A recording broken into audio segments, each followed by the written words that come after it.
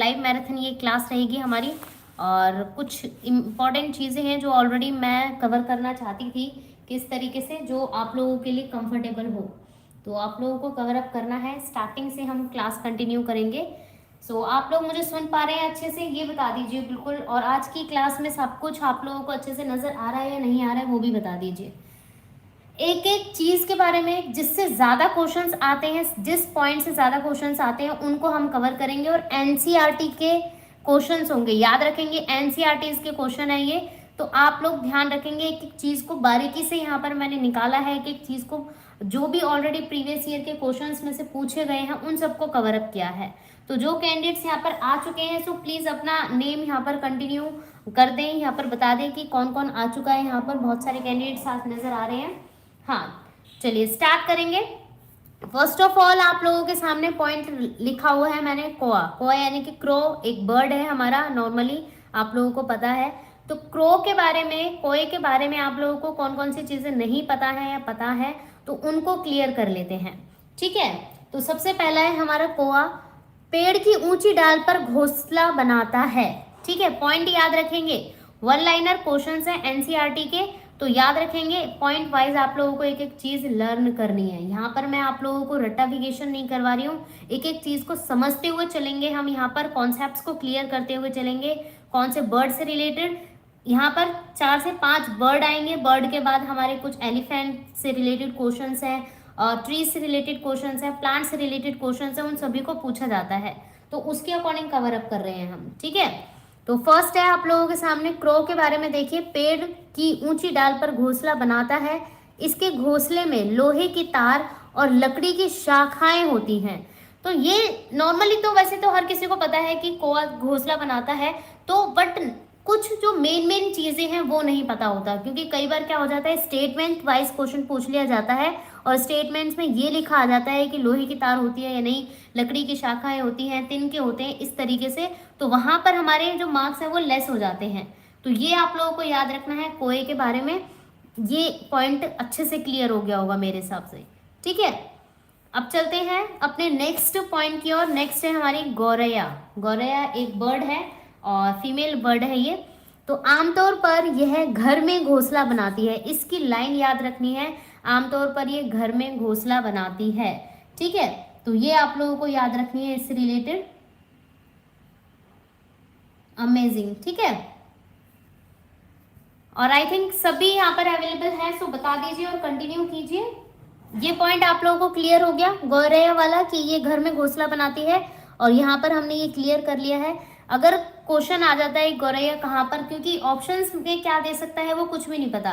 जैसे अब कबूतर के बारे में एक लाइन लिखी होती है कि कबूतर कहाँ घर बनाते हैं, तो मकान आ जाता है, पुराने मकान आ जाता है, खंडर आ जाते हैं। जैसे अभी नेक्स्ट हम पॉइंट पर चलेंगे तो वहाँ पर चीज़ें आएंगी ये पूछने के लिए। तो गौरैया हमेशा याद रखना है, पेड़ पर घर नहीं बनाती है, ये घरों में किसी ना किसी के घर में घोंसला बनाती है, चाहे वो पुराने हो या न्यू हो, उसके अकॉर्डिंग। हेलो मनीष, वेलकम है आपका। और बहुत ही अमेजिंग क्लास के अकॉर्डिंग हम कवर अप कर रहे हैं अपने वन लाइनर क्वेश्चंस को, जो एनसीईआरटी को कवर करने में कवर होंगे।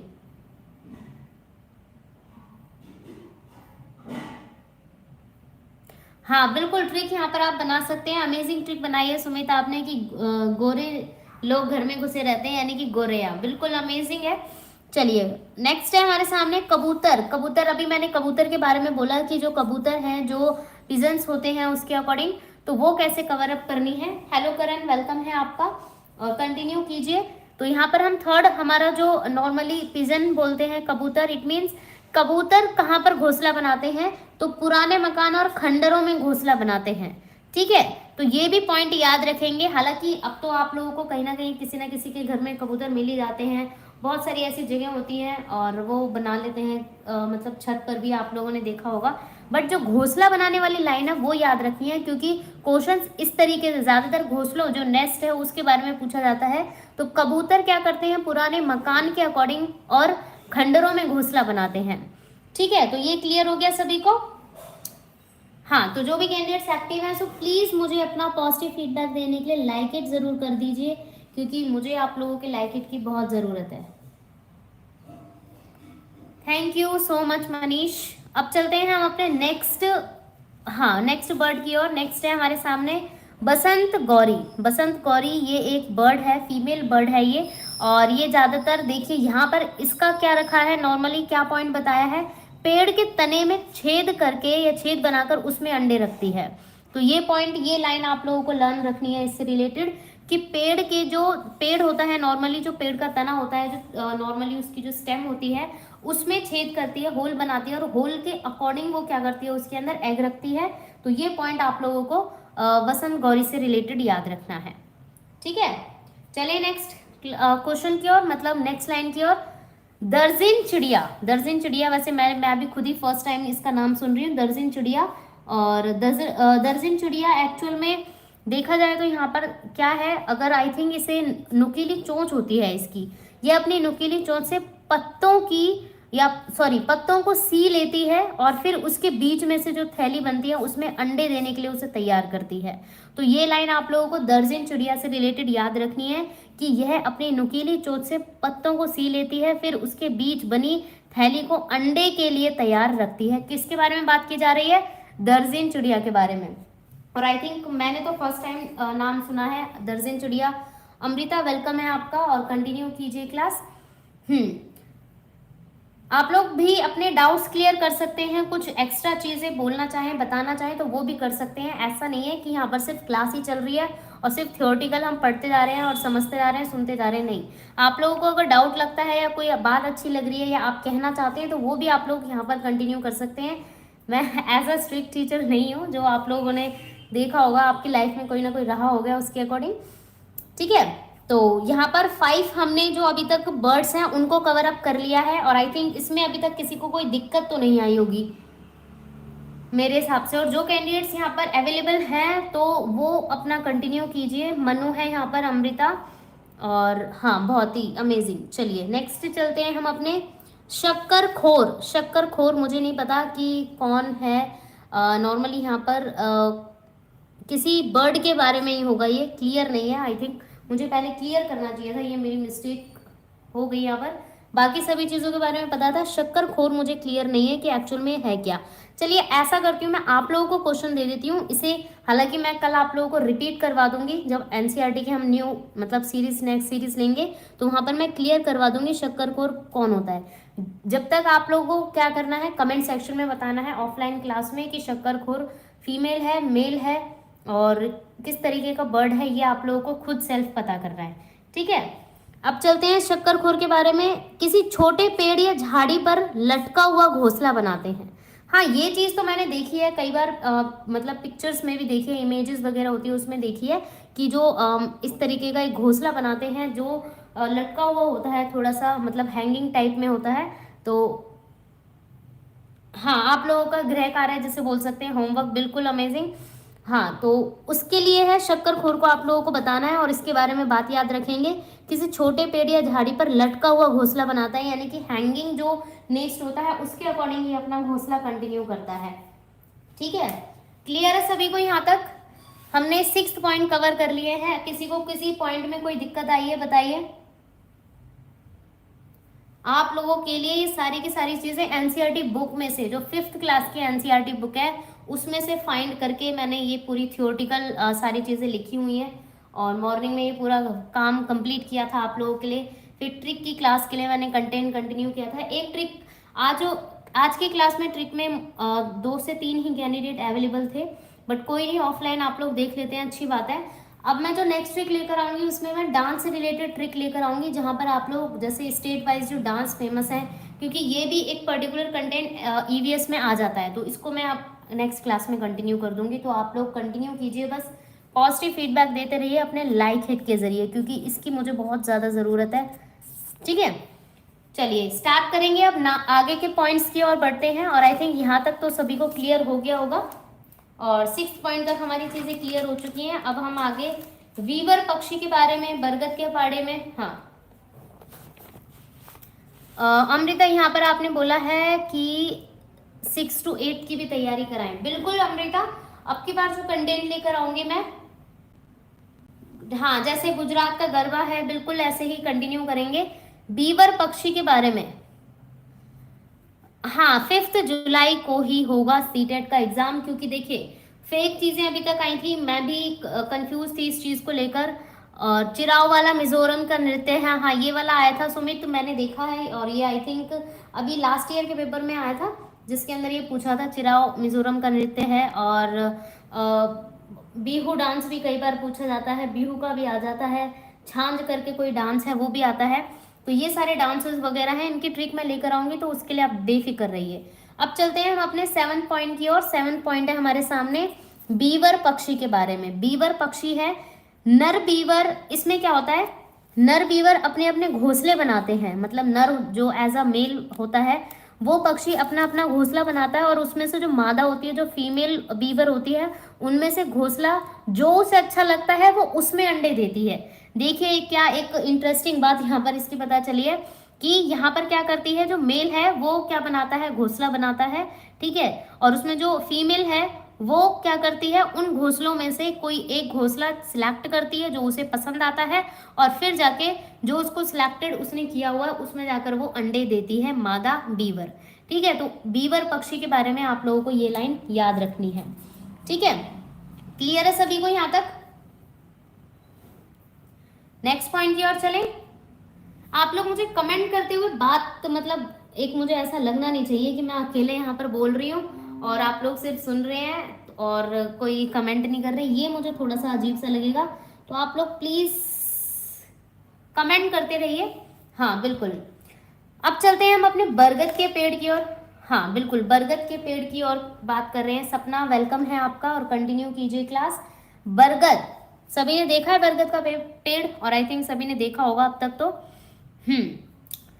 बरगद के पेड़ की लटकन, जो मतलब पेड़ की लटकन के अकॉर्डिंग हम कह सकते हैं नॉर्मली, जो उसकी देखा होगा आप लोगों ने, टहनियां लटकी होती हैं, जड़ें लटकी होती हैं। तो जो बरगद के पेड़ की जो लटकन होती है असल में उससे उसकी क्या होती है, वो जड़ें होती हैं, और ये टहनियों में से निकलती हैं। लाइन याद रखेंगे। राष्ट्रीय वृक्ष भी है, बिल्कुल अमेजिंग सुमित। नेशनल ट्री के अकॉर्डिंग आता है हमारा जो बरगद का पेड़ है। ठीक है, तो यहाँ पर देखिए लटकन इसकी जो असल में जो लटकन होती है, जो आपने देखा होगा इस तरीके से, अगर मैं पेड़ यहाँ पर कंटिन्यू करूँ तो इस तरीके से डालियाँ कुछ ऐसे लटकी होती हैं और ज़मीन तक लटकी हुई होती हैं वो। तो नॉर्मली वो टहनियों से निकलती हैं और ज़मीन तक पहुँच जाती हैं, और ये पेड़ का सहारा भी बनती हैं। तो ये पॉइंट आप लोगों को याद रखना है, पेड़ का सहारा बनती है ये बरगद के पेड़ के अकॉर्डिंग। तो ये आपको बरगद के पेड़ के अकॉर्डिंग चीज़ें, ये 4 लाइनें याद रखनी है कि किस तरीके से इसके अंदर आएगा। ठीक है, क्लियर है सभी को? अब चलते हैं रेगिस्तानी ओक के बारे में। अब मुझे बता दीजिए किसको पता है कि ये क्वेश्चन आ चुका है, रेगिस्तानी ओक वाला क्वेश्चन आ चुका है, किसी को पता है? पेपर में आ चुका है, मतलब कौन से पेपर में आ चुका है ये बता दीजिए। रेगिस्तानी ओक कौन से पेपर में आया है, मतलब अभी करण वेलकम है आपका। हाँ करण, अगर आपको पता है तो बताइए, रेगिस्तानी ओक वाला क्वेश्चन कौन से पेपर में आया है? 8 दिसंबर के पेपर में आया, बिल्कुल अमेजिंग। 8 दिसंबर का पेपर हुआ था हमारा सीटेट का अभी 2019 में, तो उसमें आया था, और रेगिस्तानी ओक के बारे में पूछा गया था, पेपर 1 में आया था। बिल्कुल सही बताया यहाँ पर मनीष। तो ओक के बारे में भी कंटिन्यू कर लेते हैं। ये पेड़ ऑस्ट्रेलिया में पाया जाता है, फर्स्ट ऑफ ऑल 6 to 8 के अकॉर्डिंग यहाँ पर बताया है, बट 1st और 5th वाले में आया था ये। ठीक है, क्योंकि 1st और 5th में ही ईवीएस होती है, और उसमें तो साइंस का पोर्शन आ जाता है, तो वहां पर नहीं, 1st और 5th वाले में आया था ये। तो यह पेड़ ऑस्ट्रेलिया में पाया जाता है, और इसकी लंबाई एक दीवार के बराबर होती है। ठीक है, और इस पर बिल्कुल कम पत्तियां होती हैं। तो इसके बारे में सिर्फ आपको ये लाइन याद रखनी है, क्योंकि ज्यादातर क्वेश्चन आया था कि कहाँ पर पाया जाता है, तो ऑस्ट्रेलिया में पाया जाता है। इसकी लंबाई एक दीवार के बराबर होती है, और इस पर बहुत सारी बहुत कम पत्तियां होती हैं, जो लीव्स होती हैं वो बहुत कम होती हैं। तो रेगिस्तानी ओक के बारे में याद रखना है। और ये मैं बता दूं 8 दिसंबर का जो पेपर था उसमें आया था ये 2019 में, ये वाले पॉइंट के अकॉर्डिंग। ठीक है, 9th हमारा पॉइंट है। हाँ अच्छी बात है। मैं अगर कहूँ तो कुछ चीज़ें होनी चाहिए जो हमें मतलब इमेजेस के जरिए याद हो जाती हैं, क्योंकि पिक्चर्स के थ्रू हम बहुत चीज़ों को अच्छे से याद रख सकते हैं। जो कैंडिडेट्स एक्टिव हैं, अवेलेबल हैं, सो प्लीज़ अपना पॉजिटिव फीडबैक ज़रूर दें लाइक इट के ज़रिए। और अगर आप लोग न्यू हैं इन्फो टीचिंग पर तो सब्सक्राइब ज़रूर कर दीजिए। ये पॉइंट मुझे बोलना पड़ता है, इवन आप लोगों को सेल्फ कंटिन्यू कर देना चाहिए। चलिए 10th पॉइंट की ओर चलेंगे। भारत के अपोजिट, हमारा जो नॉर्मली इंडिया है, इंडिया के अपोजिट कौन सी कंट्री आती है मैप के अकॉर्डिंग, या जो मतलब पूरी अर्थ है, अर्थ के अकॉर्डिंग, विश्व के अकॉर्डिंग, जिसे हम पूरे वर्ल्ड के अकॉर्डिंग, जो भारत है, इंडिया है, उसके अपोजिट, उसके सामने वाली कौन सी कंट्री है? तो नाम याद रखना है, अर्जेंटीना है। अर्जेंटीना इसके अपोजिट वाली कंट्री है। तो ये वैसे नॉर्मली किसी लाइन में दे रखा था, ये दे रखा था एनसीईआरटी की बुक में ही, तो ये मैंने ऐसे ही लिख दिया ताकि आप लोगों की नॉलेज भी, मुझे भी फर्स्ट टाइम पता चला है, अगर एक्चुअल में बताऊं तो मैं कोशिश करूंगी मनीष इसी तरीके की लाइव क्लास लेने की, और आगे भी मैं कोशिश करूंगी कि क्वेश्चंस होंगे आप लोगों के सामने, अगर एमसीक्यू भी लेकर आऊंगी तो मैं ऐसे ही लेकर आऊंगी ताकि आप लोगों को एक बार अच्छे से क्लियर हो जाए, ठीक है। चलिए 11th पॉइंट पर चलते हैं। 11th पॉइंट है आप लोगों के सामने, भारत का स्थान विश्व में 10वें नंबर पर है और एशिया में 4थे नंबर पर है। ये भी याद रखेंगे, बहुत अमेजिंग फैक्ट है ये इंडिया का।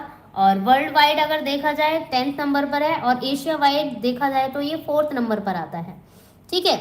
अब चलते हैं हम अपने नेक्स्ट पॉइंट पर। नेक्स्ट पॉइंट है मलयालम में चिट्टपन। मलयालम में चिट्टपन पिता के छोटे भाई को कहा जाता है। ये एक स्टोरी थी, और ये एनसीईआरटी की बुक में एक स्टोरी थी, वहां से मैंने इस लाइन को लिखा। उसमें ये लाइन बकायदा हाईलाइट की हुई थी, क्योंकि मुझे भी नहीं पता था। बहुत सारी चीज़ें हैं जो मुझे नहीं पता है, आप लोगों को मैं टीच करते करते बहुत सारी चीज़ें मुझे भी लर्न हो जाती हैं, क्योंकि सबसे ज़्यादा लर्निंग करने का असली मज़ा होता है जब हम किसी को क्या करते हैं, टीच करते हैं। तो ये मुझे बहुत बेहतरीन लगता है कि मैं आप लोगों को कुछ पढ़ा रही हूँ और वहाँ पर ये चीज़ें कंटिन्यू हो रही हैं। तो मलयालम में चिट्टपन पिता के छोटे भाई को कहा जाता है। अब आप लोगों के लिए क्वेश्चन है, और कौन सा क्वेश्चन है? Second question. पहला क्वेश्चन मैंने क्या पूछा था, शक्करखोर कौन है, मतलब कौन सा बर्ड है, ये बताना था, ठीक है। अब आप लोगों के लिए क्वेश्चन है कुजम्मा। कुजम्मा देखिए ये लिखा हुआ है कुजम्मा, इसको बताना है। ये एक रिलेशन है, मतलब रिलेशन है, यानी कि किसी, या तो ये कोई नॉर्मली जैसे हम कह सकते हैं मम्मी पापा बुआ, इस तरीके से कुछ ऐसा रिलेशन होगा, और ये कुजम्मा किसे कहा जाता है, तो ये आप लोगों को कमेंट ऑफलाइन क्लास में बताना है कमेंट करके। और मैं देखना चाहूंगी कौन कौन से कैंडिडेट्स एक्टिव हैं, मेरे साथ जुड़े हुए हैं और बिल्कुल एक्टिव हैं इस क्लास को लेकर, ठीक है। अब चलते हैं हम अपने नेक्स्ट पॉइंट की ओर, और नेक्स्ट पॉइंट भी आप लोग इजीली बता ही देंगे। और नेक्स्ट है हमारे सामने मलेरिया से रिलेटेड। मलेरिया पता है आप लोगों को, इससे रिलेटेड बहुत सारे क्वेश्चंस मैंने क्विज के अकॉर्डिंग कंटिन्यू करे हैं। मलेरिया आप लोगों को पता है नॉर्मली, ठीक है।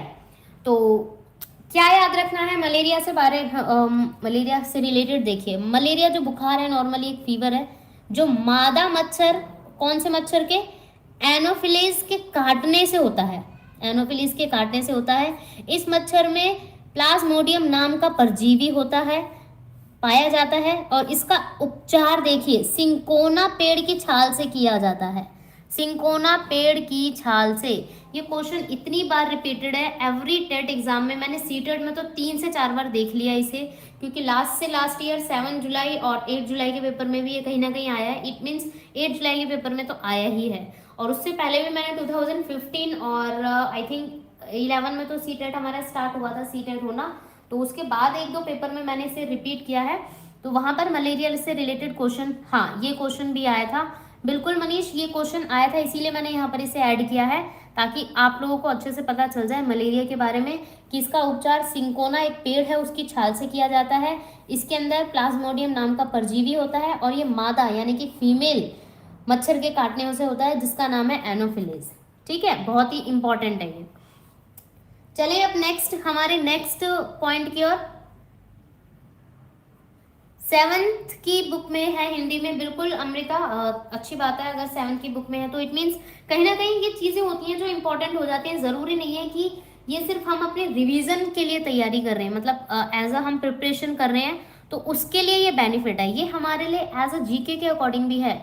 ईवीएस क्यों डाला गया है? ईवीएस नॉर्मली इसलिए डाला गया है ताकि हम बच्चों को भी एक्स्ट्रा नॉलेज दे सकें। बच्चों को भी हम जब हम टीचर बन जाएंगे, नॉर्मली जब हम एज अ एनसीईआरटी लेवल पर सीबीएसई लेवल पर पढ़ाएंगे तो वहाँ पर हम एक्स्ट्रा नॉलेज दे सकें इस चीज़ से रिलेटेड, तो इसीलिए ईवीएस को एज अ कंटेंट के अकॉर्डिंग कवर अप किया गया है। अब चलते हैं बहुत ही अमेजिंग फैक्ट की ओर, और ये है हाथियों से रिलेटेड क्वेश्चन, और मेरे हिसाब से ये क्वेश्चन तो हर टेट एग्जाम में आना ही है।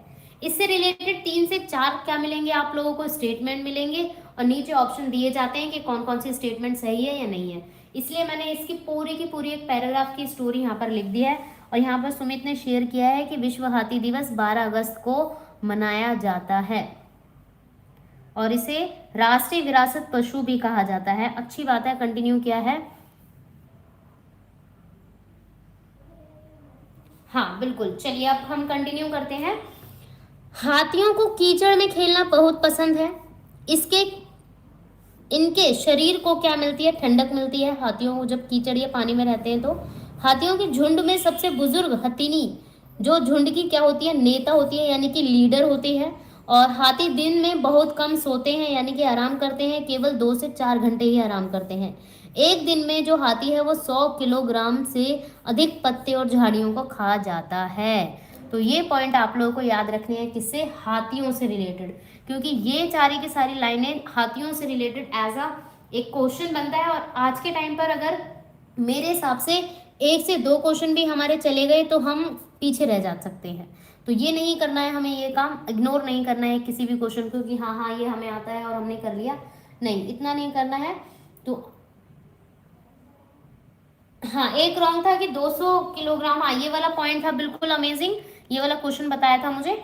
हाँ, तो ये आप लोगों को याद रखना है कि सही आंसर हमारा इस तरीके से आप लोग अगर पैराग्राफ के अकॉर्डिंग याद रखेंगे तो मेरे हिसाब से सब कुछ ठीक हो जाएगा आप लोग इजीली। अगर ईवीएस के अकॉर्डिंग तो मेरे हिसाब से आप लोग 29 तो एटलीस्ट ले ही सकते हैं, अगर आपकी पैडागोजी बहुत बेस्ट है। पैडागोजी बिल्कुल पकड़ आपकी अच्छी है, कैचिंग पावर अच्छी है और पैडागोजी में आपने कवर कर लिए तो 15 में से 15 तो नॉर्मली हमारे जीके जो ईवीएस का जीके का पोर्शन है उसमें आ जाएंगे और उसमें आपके 14 तो इजीली कैरी हो सकते हैं। बट नॉर्मली बात होती है कि पैडागोजी में हम कई बार मार्क्स खा जाते हैं, मार्क्स नहीं हो पाते, तो इट मीन्स आप लोग 25 तो ले ही सकते हैं ऐसे अगर रिविजन करेंगे तो, एक एक चीज़ को अच्छे से पढ़ेंगे तो 25 तो आसानी से ले ही सकते हैं। ठीक है, अब पढ़ते हैं अब अपने नेक्स्ट पॉइंट की ओर। 16 पॉइंट है हमारे सामने, झूम खेती। झूम खेती के बारे में भी आप लोगों ने कहीं ना कहीं सुना होगा, पढ़ा होगा। बताइए झूम खेती के बारे में कौन से पेपर में आया था कि नहीं आया था। झूम खेती के बारे में भी एक क्वेश्चन आ चुका है। झूम खेती एक्चुअल में होता क्या है, देखिए मैं क्लियर कर दूं। जी आया था बिल्कुल सुमित, क्योंकि मुझे पता था कि ये कहीं ना कहीं होगा ये पॉइंट, क्योंकि झूम खेती का नॉर्मली दे रखा है एनसीईआरटी की बुक में, तो वहीं से मैंने इसे उठाया है। झूम खेती, इसमें क्या होता है कि पेड़ों को जो भी मतलब की जगह होती है वहां पर पेड़ वगैरह लगे होते हैं, जो भी चीजें लगी होती हैं उन्हें क्या किया जाता है, काट लिया जाता है, काट के उन्हें जला दिया जाता है वहीं पर। ठीक है, उसी जगह पर जला देते हैं उन पेड़ों को। पेड़ने के मतलब काटने के बाद फिर क्या करते हैं, 2 से 3 साल तक उस जगह को खाली छोड़ देते हैं, फ्री छोड़ देते हैं, ताकि 2 से 3 साल बाद क्या होता है कि वो जो मिट्टी होती है जो उसके अंदर वो बिल्कुल फर्टिलाइज, जिसे हम कह सकते हैं कि काफी अच्छी तरीके से सिंचाई के लिए, जैसे हम कह सकते हैं नॉर्मली फसल उगाने के लिए वो हेल्पफुल हो जाती है, अमेजिंग हो जाती है, मतलब कि उसके अंदर उर्वरकता आ जाती है। तो वो उस तरीके से खेती जो होती है उसके अंदर काफ़ी अच्छी होने लग जाती है। 2 से 3 साल का टाइम दिया जाता है, फिर उस पर खेती की जाती है। तो ये है झूम खेती। तो झूम खेती में कई बार हम गलत भी कर देते हैं, तो ये थोड़ा सा याद रखना है आप लोगों को। ठीक है, तो झूम खेती यहाँ पर क्लियर हो गया। और आई थिंक ये हमारे टोटल 16 क्वेश्चंस हमने कवर कर लिए हैं। नेक्स्ट सीरीज जो नेक्स्ट क्लास होगी उसमें भी मैं आगे आप लोगों को वन लाइनर क्वेश्चन ही कवर करवाऊंगी। 5 जुलाई को है हमारा सीटेट, तो इट मीन्स तब तक आप लोगों के सामने सारी की सारी रिवीजन बेस्ट हो जाएगी, क्लियर कर देंगे हम एनसीईआरटी के ऑल क्वेश्चंस को। ठीक है, और अब आप लोगों के लिए थर्ड क्वेश्चन है। अच्छा, टेपियोका कौन बताएगा मुझे, या मैं यहीं पर बता देती हूँ।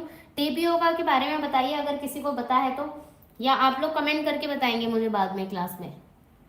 बताइए, आप लोग कमेंट करके बताएंगे मुझे या यहीं पर कंटिन्यू करेंगे टेपियोका को। टेपियोका, हाँ टेपियोका के बारे में,